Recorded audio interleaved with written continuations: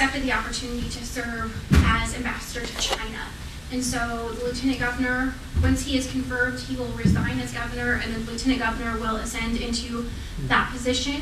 She will be able to appoint someone to serve in her old capacity, and to serve as her teammate to fill out the remainder of the term. So it's really exciting. I think it's a huge opportunity for Iowans to have our former governor be serving as ambassador to China.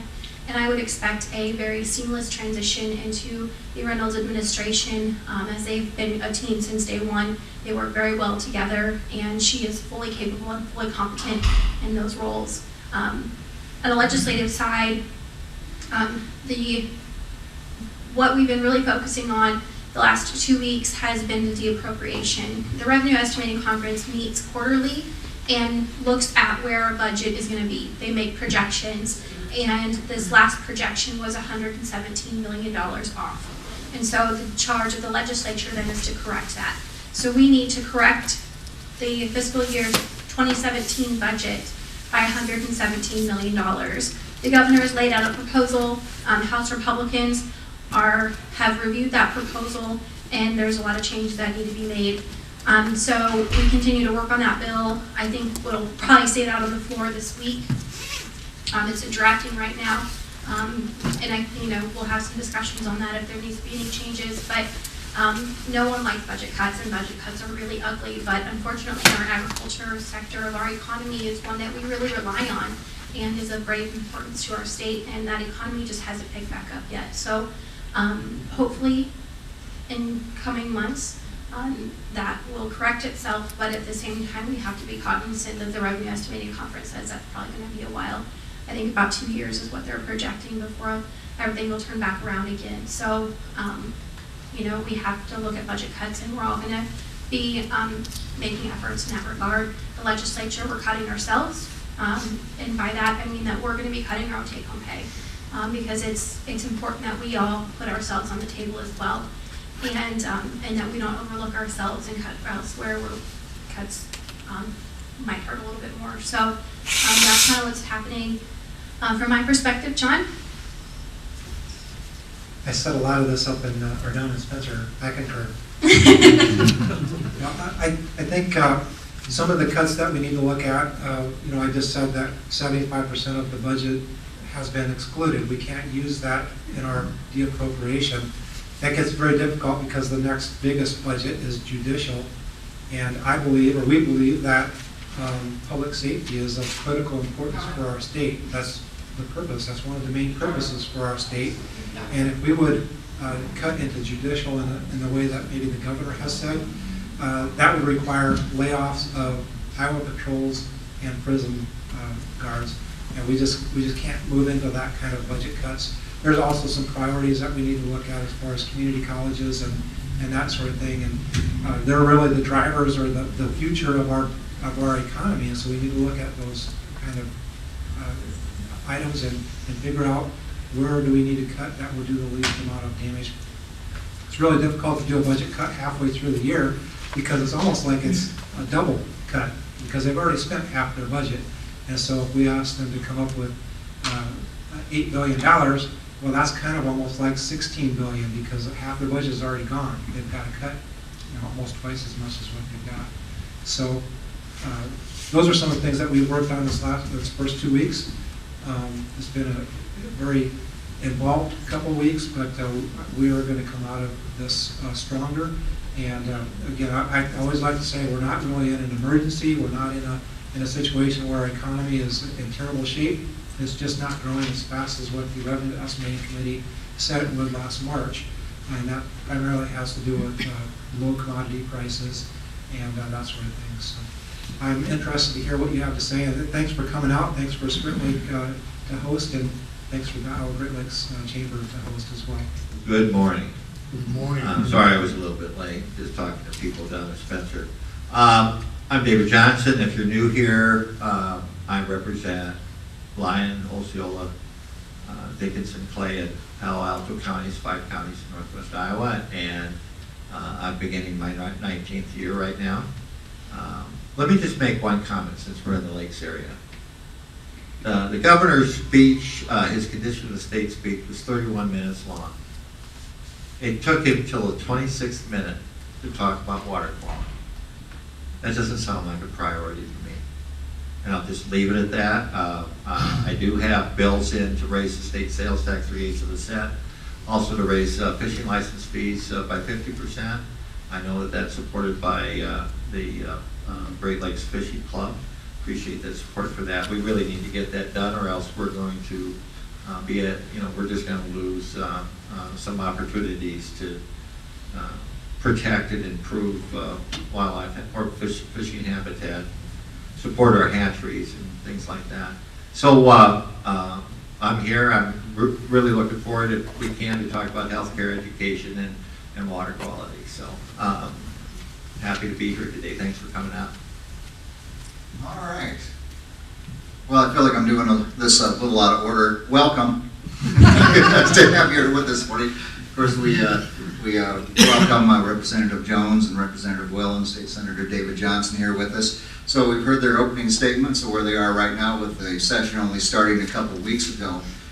So and what a great crowd. Thank you for being here. It's nice to see so many people interested in what's going on in Des Moines. If you have questions, we'd just like to have you stand up, ask your question, and whomever, or to all of them if you wish. If you have some kind of a statement you'd like to make, if you could keep it to a couple minutes so everybody gets a chance to have some time with them. So go ahead and start with your questions, please.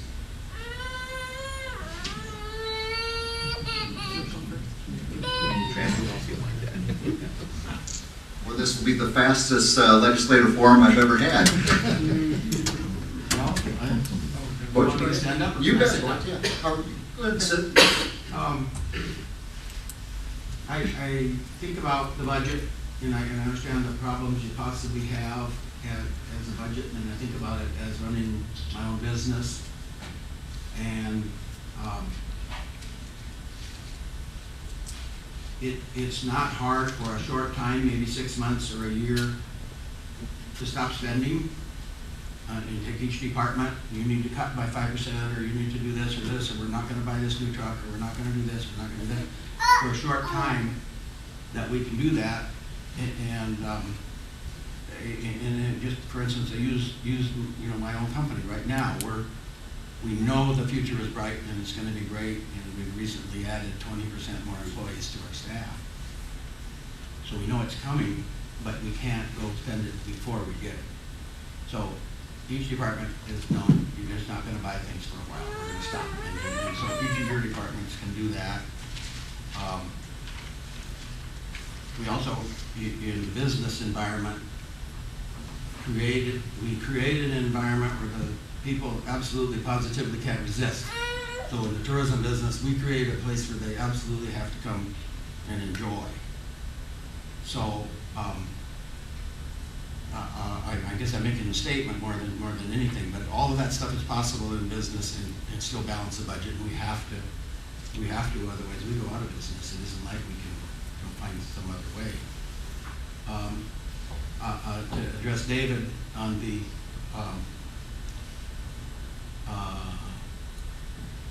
fishing license fees, for one. I'll do that one first, and maybe you can discuss other stuff a little bit later. I don't agree in raising fishing licenses. A few years ago, the snowmobile club got all excited and said, well, we need more groomers and this and that, so we're going to put a $17 or an $18 fee on snowmobiles, so when you come trail licenses are cost. Well, we could have, in Dickinson County, we could have bought our own trail groomer. We didn't need the state to do it. We could have done it with private. So what I worry about is you raise fishing licenses. The result of putting that extra license on there is out-of-state people quit coming to Iowa to go snowmobiling. But yet South Dakota is full of snowmobilers because they don't have some of those charges and stuff, and other places. Or if you go to Wisconsin, they have a trail thing that you can stop at a gas station and buy it, but they provide unbelievable trails. So anyway, on the fishing license thing, I'm afraid in the past we've lost more people that are not buying fishing licenses. I'm afraid if you raise it, that we'll lose even more people buying fishing licenses. I think we need to do our part first and create better fishing, that the fish are just jumping out of the lake here and, you come here and more people will fish. That's just my opinion. If I have a drink at the Barefoot Bar that costs $5, they might drink 3 of them. If I have a drink that costs $6, they might only have 1.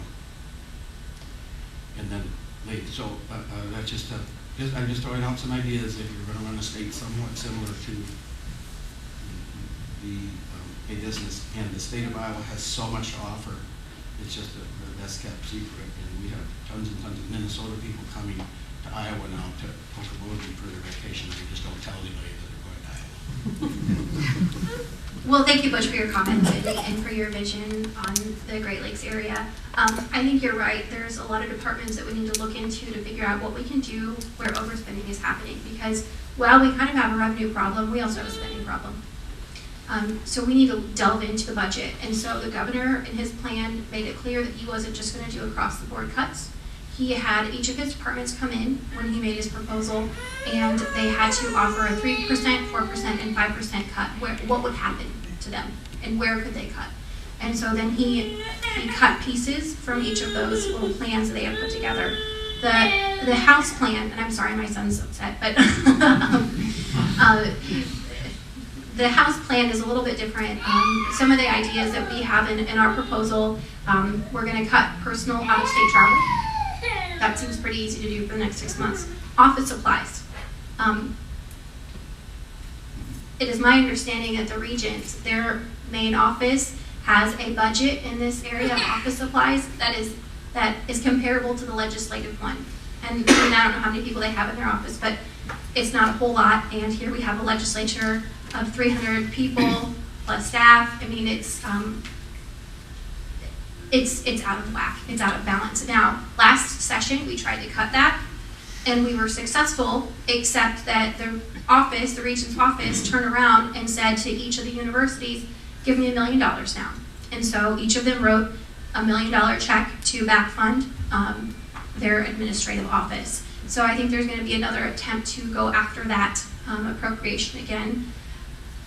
Printing and binding, outside services, advertising and publicity, IT services, equipment, office equipment. We're going to be looking at sabbaticals. There's a lot of questionable sabbaticals that are happening, and I think that we need to address that so that we can keep our budget in line. We're going to be freezing all vehicle purchases for the state. This was an issue that came up, probably 2010 or 2012, where we were just purchasing vehicles rather than leasing them, and they were being purchased so quickly that it would have just been cheaper either to lease them or the other way around. We need to address that issue and make sure that those vehicles are on the roads just as long as our personal vehicles for everyday Iowans. A land acquisition freeze for this remaining fiscal year. We're also going to be looking at addressing a no tuition or increase in fees at our Regent universities, because when we cut the Regents, we want them to be accountable for those cuts and make serious cuts, not just offset that cut with a tuition or fee increase. Something else that we need to look at when it comes to Regent universities, I had a person call me last week and say, well, tuition is out of control. And it is. How do we address that? Well, we look at the professors. The law professors at the University of Iowa, their salaries are grossly out of alignment with the private sector. So the Chief Justice, the state's lead, smartest brain when it comes to law, is making $175,000 a year. The Attorney General of Iowa is making $125,000. There are law professors at the University of Iowa that teach 2 to 4 hours a week, and they're making $300,000 a year. That's ridiculous. That is crazy. That needs to be targeted. We need to look at those things. So I think there's a lot of things on the budget that are realistic proposals, and you're right, Butch, it's much like a business. We need to look at each department and figure out where we can make those cuts. Yeah, I think we are doing some of the things that you talked about, Butch, and thank you for bringing that up. I think the things that Representative Jones talked about, $24 million of savings, just in those few things. Hiring freeze, $4 million in savings. So we are implementing all of those. Unfortunately, I don't know if the ceiling is coming down or what. Unfortunately, it would just not be enough to get to that 117 million. And so we need to look at some other things. And then what I talked about earlier is, well, 75% of the budget is taken off the table. K through 12 education is taken off the table. That's 48% of our state's budget all by itself. And so we could easily realize some savings if we look into different areas of that. One of the things that we're doing that I think is going to be very effective in the future is too late for this year, but 59 out of 59 State House representatives signed on to House File number 1 this week. House File number 1 establishes ongoing review of all state programs.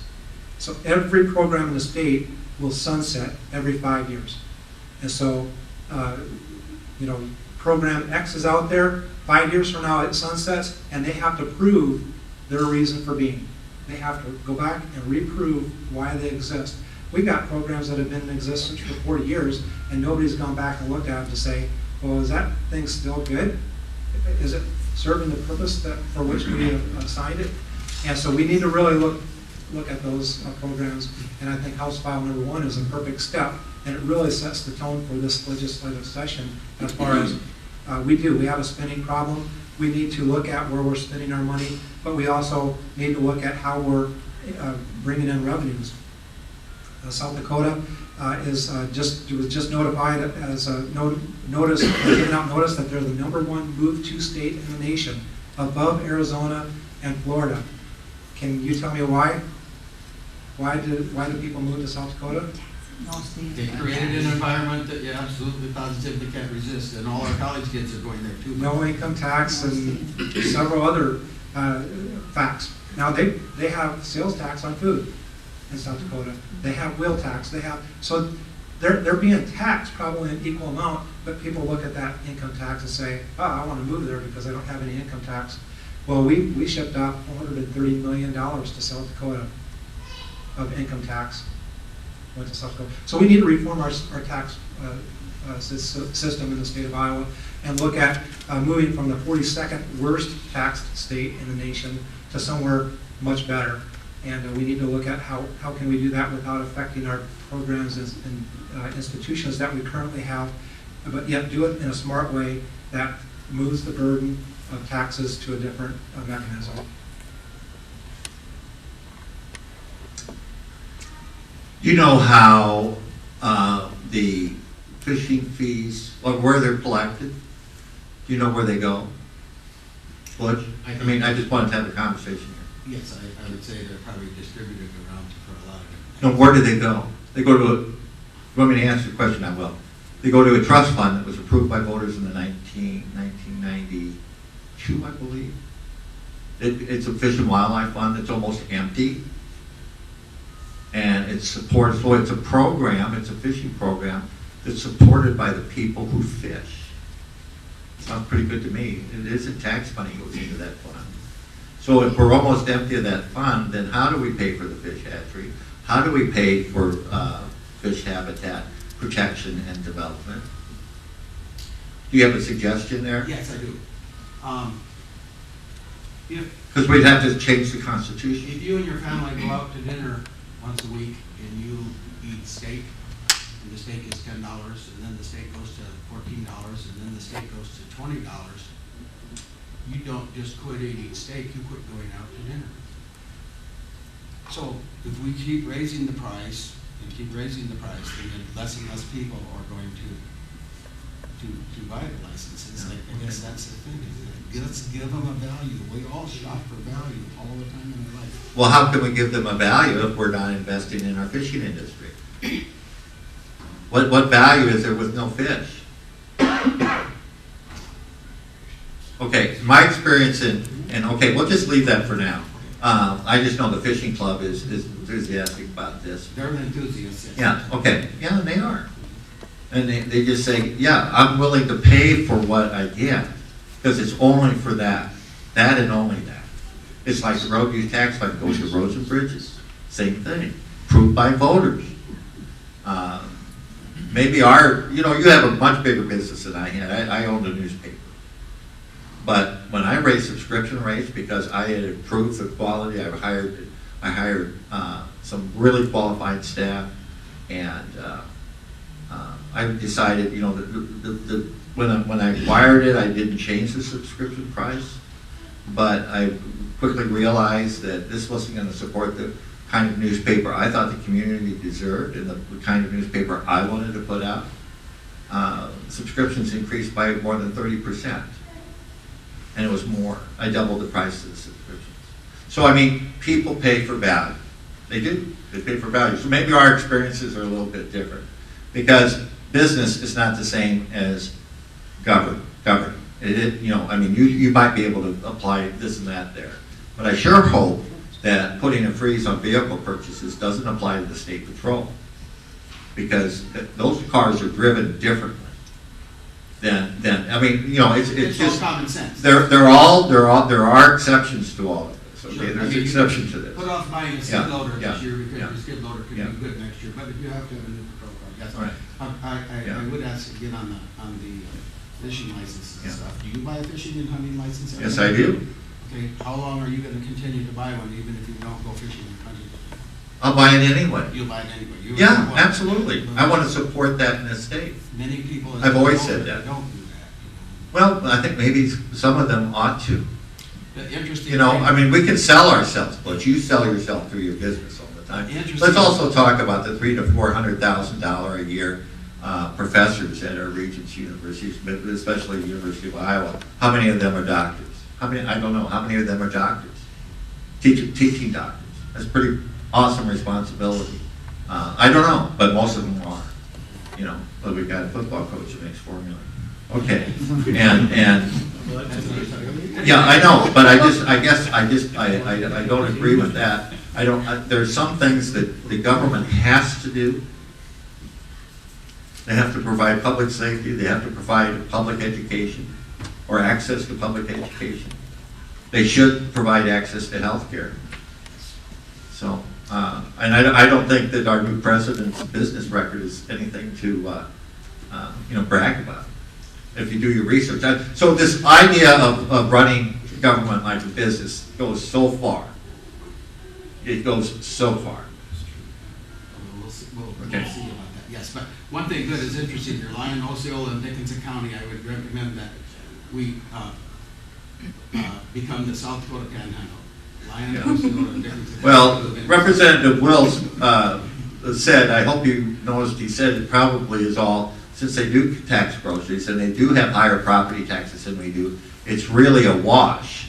The communities in Lyon County have done studies of the tax structure in South Dakota, and they may not have an income tax, but it's pretty much a wash. So, I mean, either, so, hey, let's, I know that there are legislators who advocate for eliminating the income tax in Iowa. So what are they going to replace that with? I've never seen a plan to replace it. I don't know. But until they do that, I don't have an opinion on that until I understand how we're going to fund schools and healthcare and public safety and our, all the things that government does do. Like the road through Arnold's Park, for example. The one where we're. How much longer are you willing, Butch, how much longer are you willing, I'm not picking on you, how much longer are we gonna put up with 71 being in that condition through Arnold's Park? Would you like to give the visitor a little bit better experience in the break of that road? That thing is a terrible condition. We just built it. But no, it's a patchwork. We got. Okay, do the southbound lanes, please. Okay, Do we have anything else? okay, here we go. John has a question too, John. Well, just a couple comments. Number one, good news. The director of the VA Medical Center in Sioux Falls was here a couple weeks ago and announced that we're getting a new community-based outpatient clinic in Spirit Lake, or not Spirit Lake, but in the vicinity anyway, to replace the one that we have, and that it'll be twice as big as the one we have. Currently, over 2,000 veterans use that as their primary health care facility. And that they now have, and I didn't know this, urgent care. If you're really sick, you can get an appointment on the same day, and it used to be you'd have to go to Sioux Falls, so that was good news as well. And the other comment I emailed to you, and that would be why the pollsters were so wrong about the last presidential election. Bob Brinker has a radio program called Money Talk, and he interviewed John Zogby, who's a pollster, probably second only maybe to Gallup as far as being well known. And Zogby said that when he started in 1985, when everybody had a home phone, a landline, that 65% of the people would talk to him and answer questions.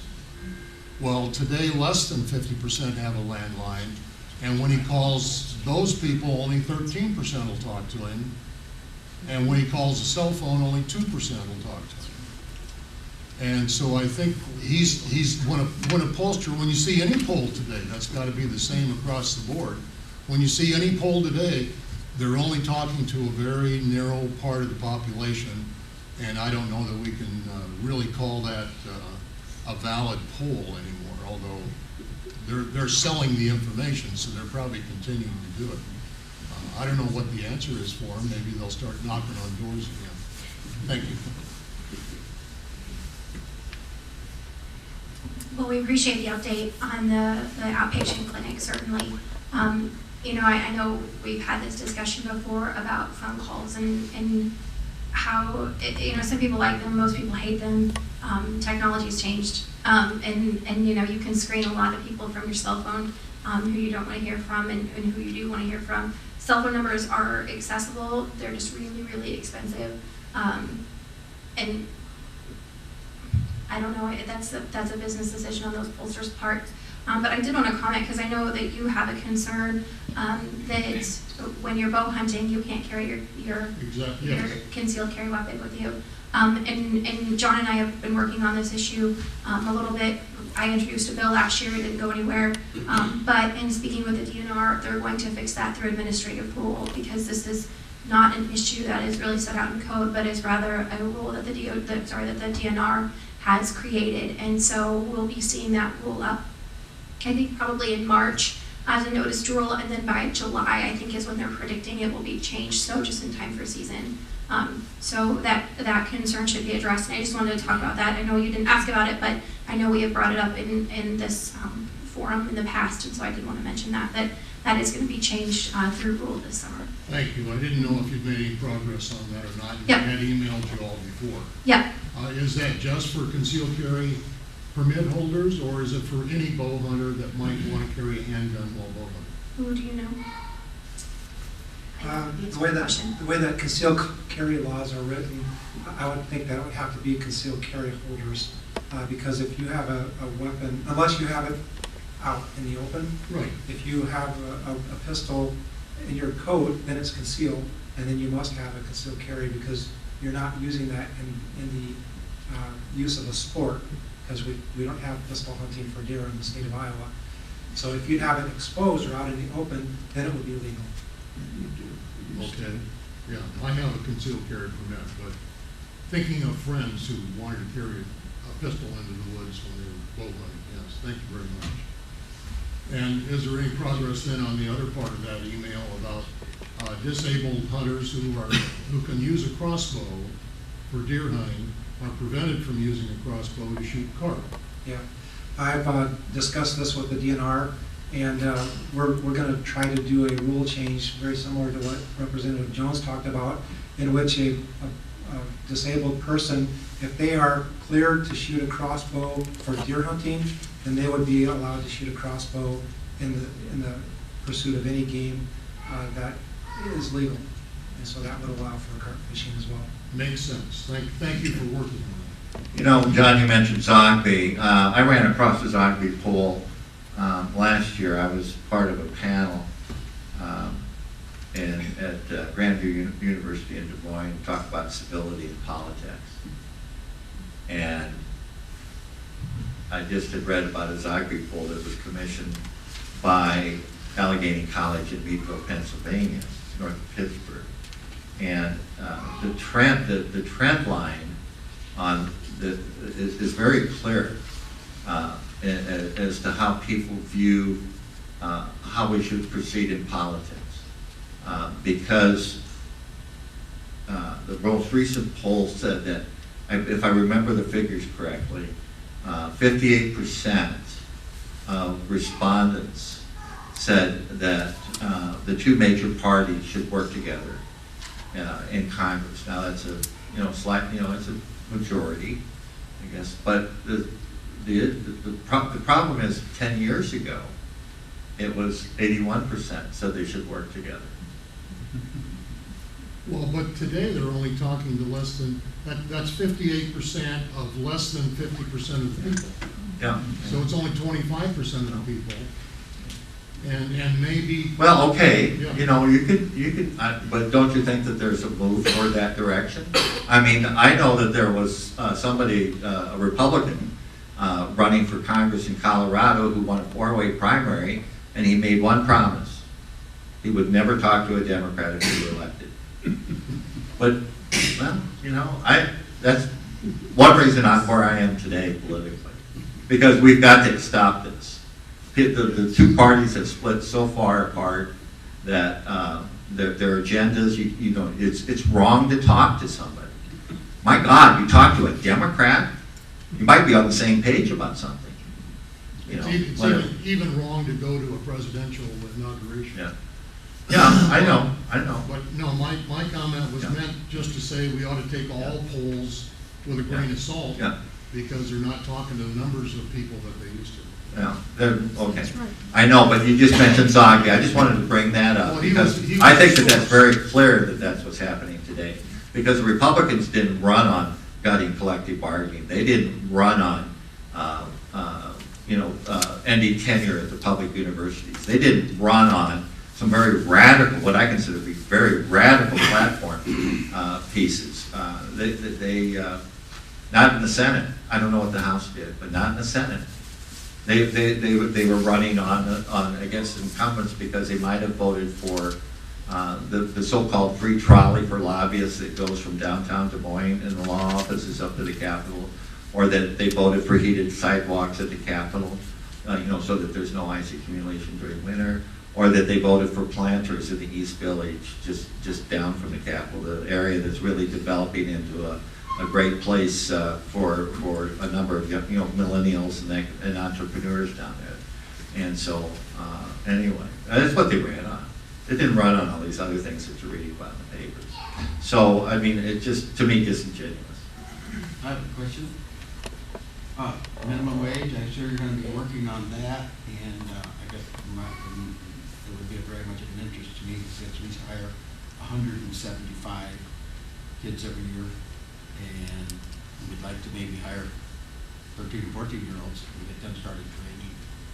And sometimes when we talk about minimum wage, as far as paying like $10 or $15 an hour to a 15-year-old that doesn't even know how to wash a car or wash a boat, but yet some of the things that they learn when they're working for us is how to go out in the real world, that they don't have to go to college to do this. There's many, many great jobs in the future by not going to college, just learning how to work and how to handle people and stuff like that. So minimum wage is an important thing that's coming up and has an effect on companies. I think the primary issue centering around minimum wage is that various counties are increasing the minimum wage, and it's really difficult for businesses that span across multiple counties to keep up with that. I spoke with a representative from Hy-Vee stores a couple months ago, and she explained that these minimum wage increases are causing such a burden from a compliance standpoint on their end. It's costing them a ton of money trying to figure out where these wages are, keep a monitor on what counties are raising it, which aren't.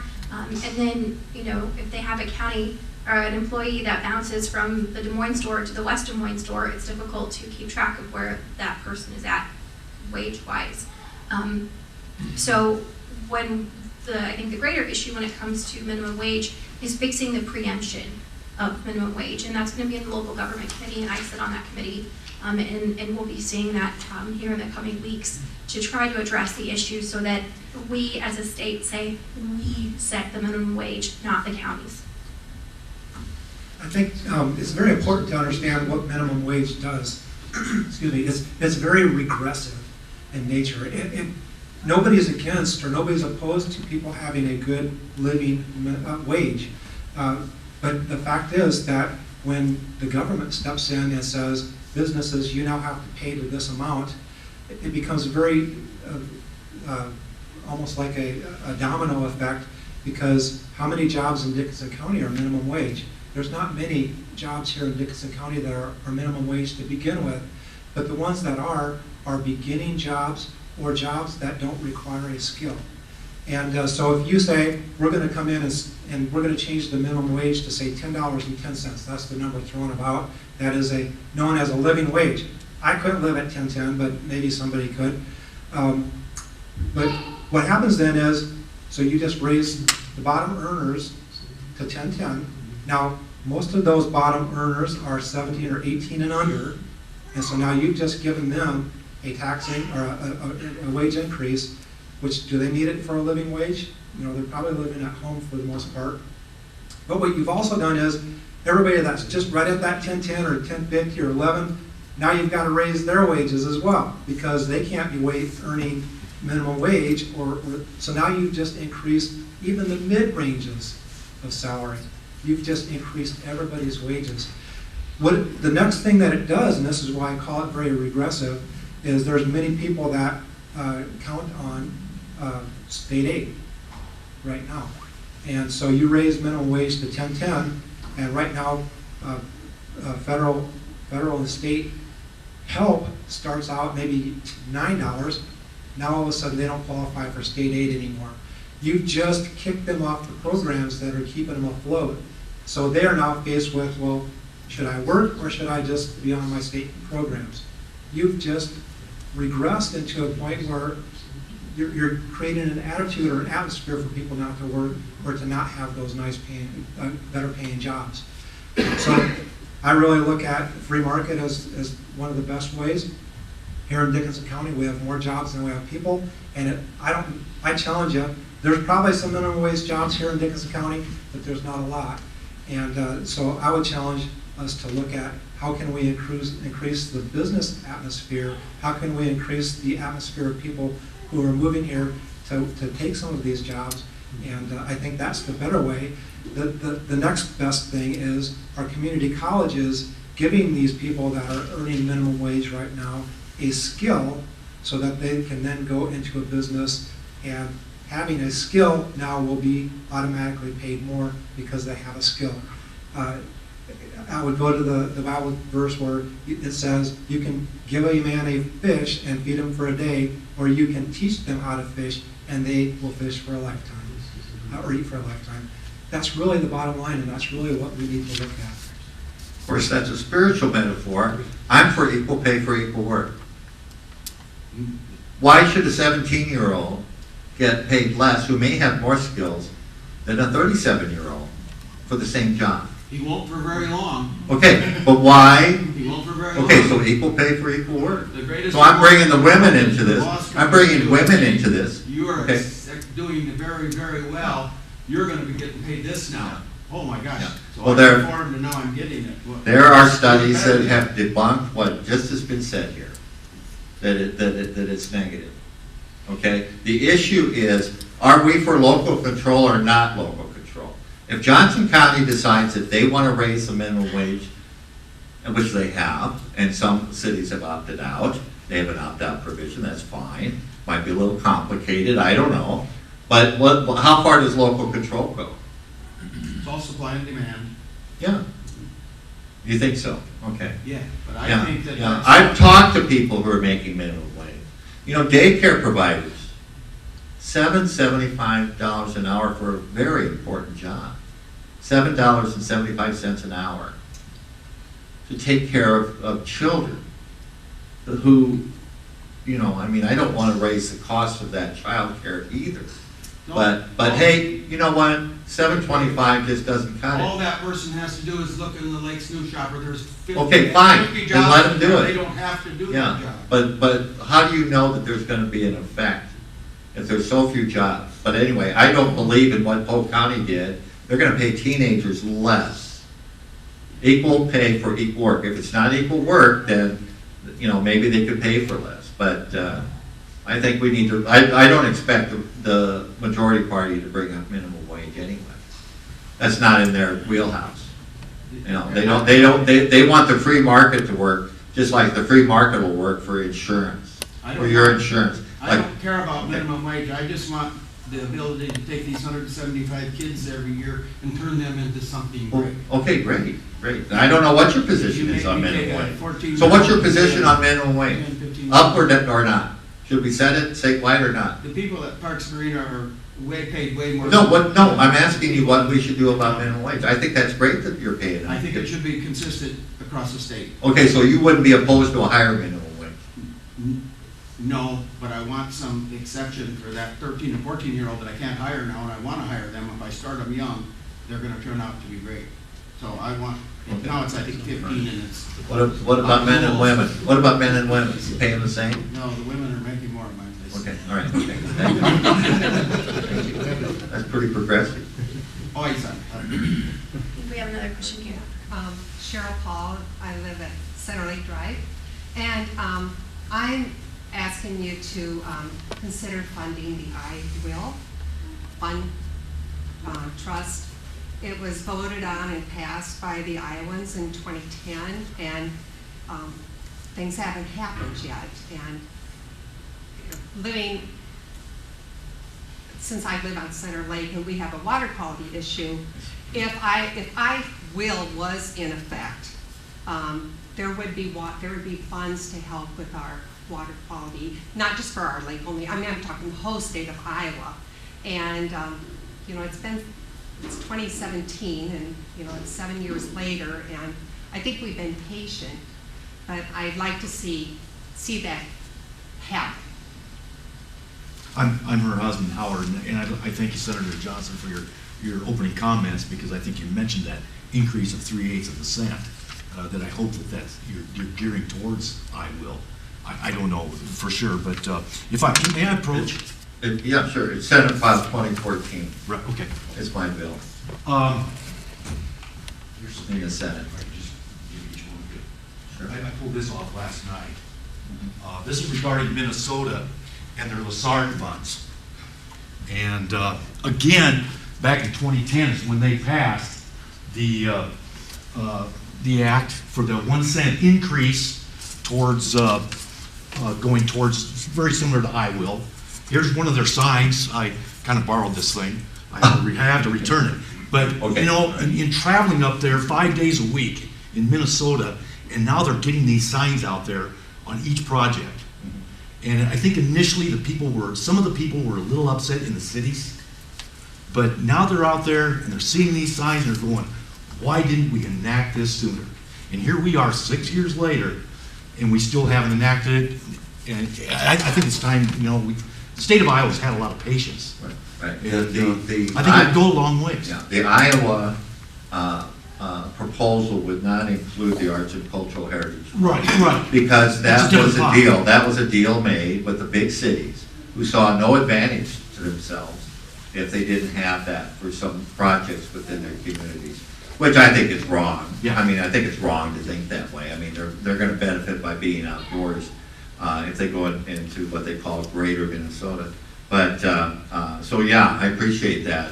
You hear a lot of communities now, I mean, they want to start putting in trails in these little small communities because they don't have anything. Just another opportunity for the residents or people to come to those areas. And now they're able to get on board and apply for these grants Right. to get things funded.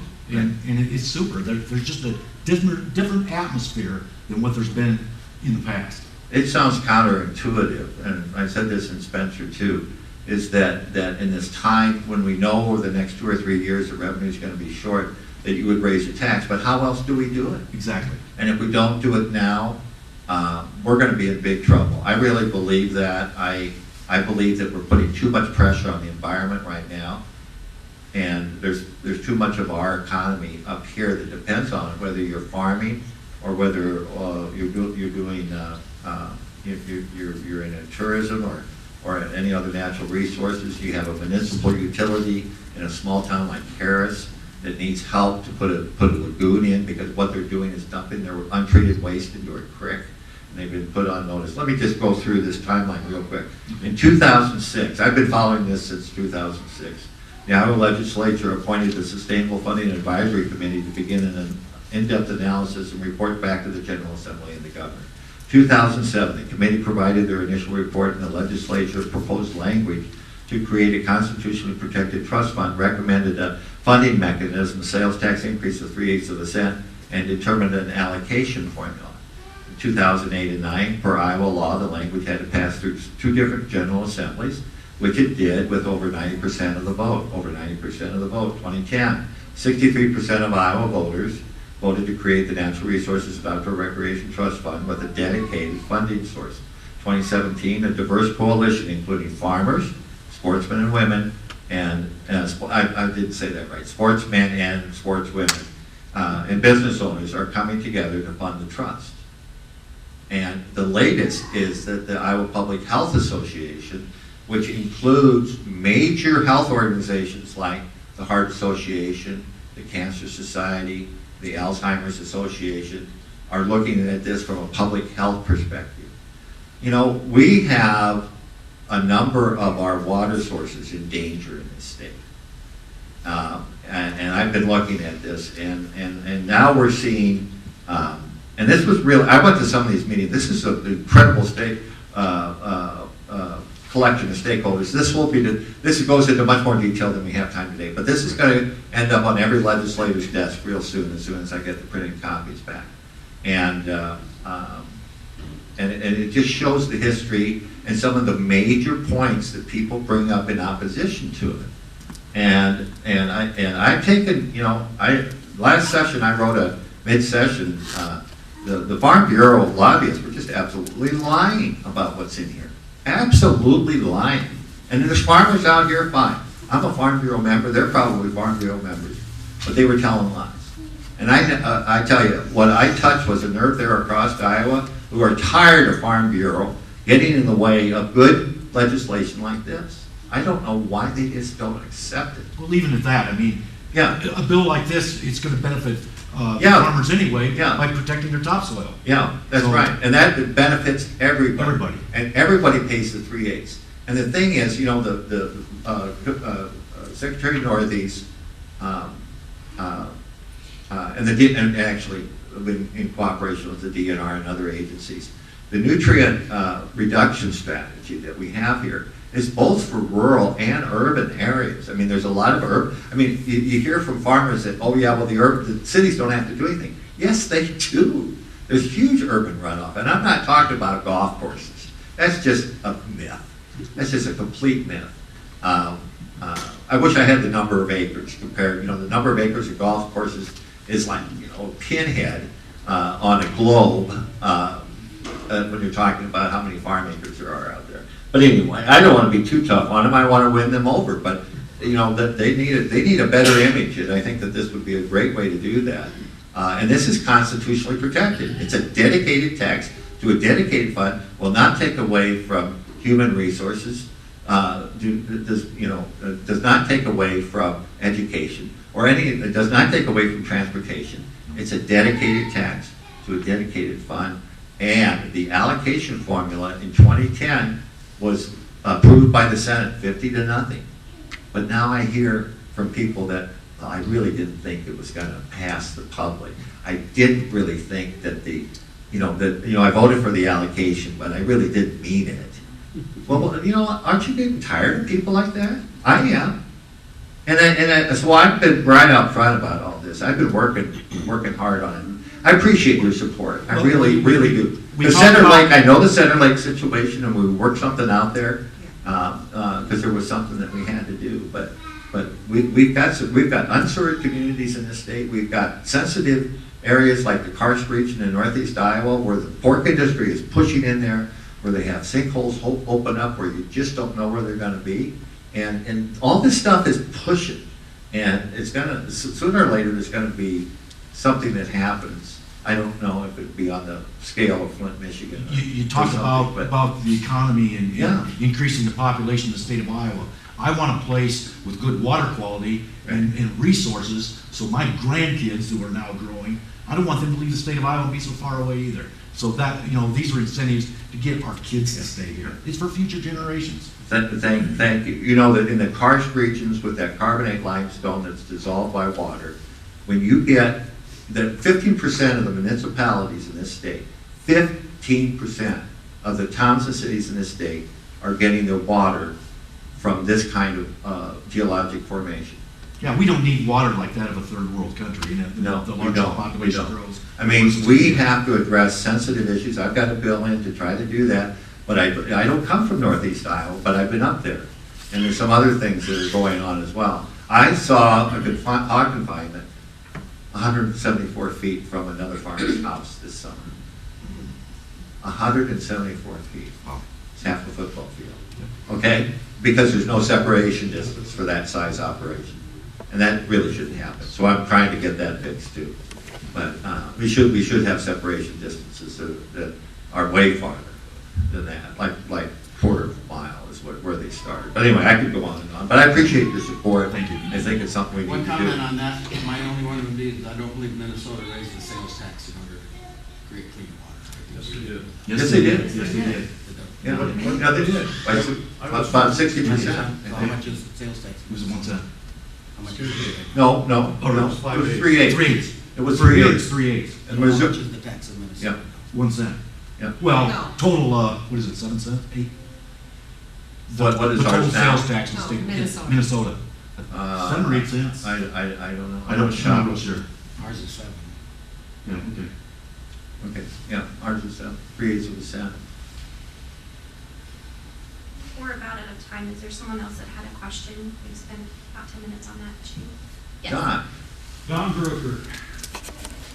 Quick comment to John. A couple of weeks ago, you put out a blurb about looking at trying to get jobs into Iowa, through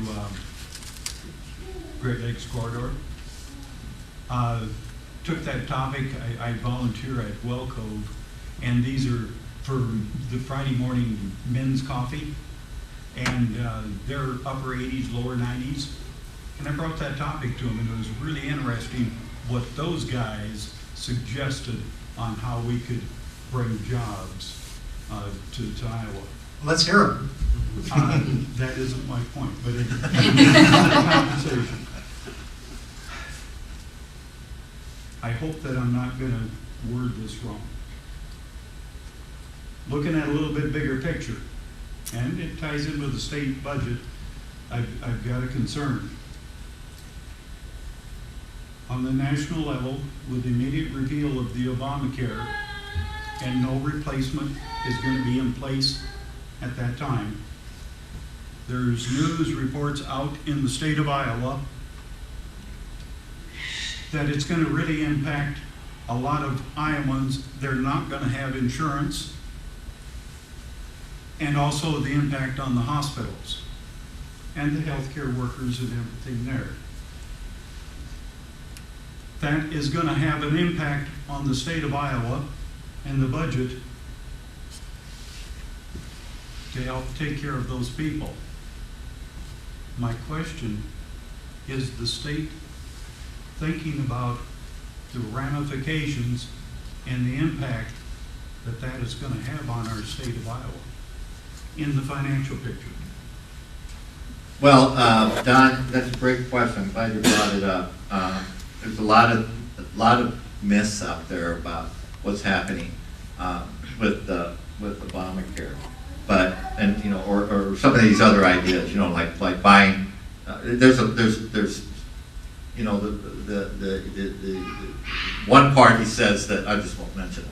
Anyway, one party says that we ought to be able to buy. That there's a federal law that prevents states from buying across state lines, buying insurance. You can. 5 states are already doing. They're allowing people to do that. But the trouble you run into is that you don't regulate the insurance industry on a state-by-state basis anymore. Who regulates the insurance agency to make sure that they're not overcharging people for things? But we expanded Medicaid in this state. It was a proposal by Governor Branstad, I supported it. I've spent 18 years, all my previous 18 years have been spent on health and human services. And because we expanded Medicaid and brought more people under coverage, it's going to hit us hard if we don't have a plan. If Congress, I don't understand what they're trying to do. I really don't, because it isn't as simple as they make it out to be. It's just not. I have people writing to me on a regular basis about losing services. People with chronic illnesses. The latest letter I got was from somebody with a kidney transplant, and they've been seeing doctors at Mayo, and they can't do it anymore because the private insurance company that they're signed up with will not reimburse the Mayo doctors for that, or the hospital. And also that gets into your prescription drugs. There's a good cocktail of drugs you probably have to take as a kidney transplant patient, and they can't get access to some of those drugs. It's the insurance company that's going to tell that patient what to do, not the doctor. And it really comes down to, we kind of talk about government being run like a business. Well, let me tell you, those insurance companies who are running our Medicaid system are not responsible to this legislature or to the governor. They're responsible to their shareholders. They're all traded on the New York Stock Exchange. They're huge billion-dollar companies. I don't think islands mean squat to them. I really don't. And and another thing about, like going across state lines for that, and, doing that kind of thing, that's going to put some of our local insurance people out of business. If you do that, there's always ramifications of everything you do. So anyway, it is something that we really need to try to figure out, because it's costing more and more. It's eating up the budget. It's costing more and more and more. And there's very little talk about when this first passed, about cost containment. Very little talk about cost containment. And doctors are turning down Medicaid patients because they can't get the reimbursements anymore. I know somebody who was on the phone for 2 hours to get a pre-authorization down here at the dialysis center. She was on the phone for 2 hours waiting for pre-authorization of a prescription drug that, when it was run by the government, was not a problem. And I just don't think there was a lot of waste in there. That's another thing that said, well, we got too much waste. Well, here's the waste, is that it costs the government 3% of all spending to administrate the Medicaid program before. So this is a government-run program in the sense that working with nonprofits and people who do keep the costs down and everything. And then, but now it's 15%. The private insurance companies are getting 15%. This is millions of dollars. And Governor Branstad just wrote out a check for $33 million a few weeks ago because they're losing money. The insurance companies that are managing, they say, "Hey, we're not making enough money." It's a mess. It's a real mess, and people are just going to get caught in it, and it's not a good thing.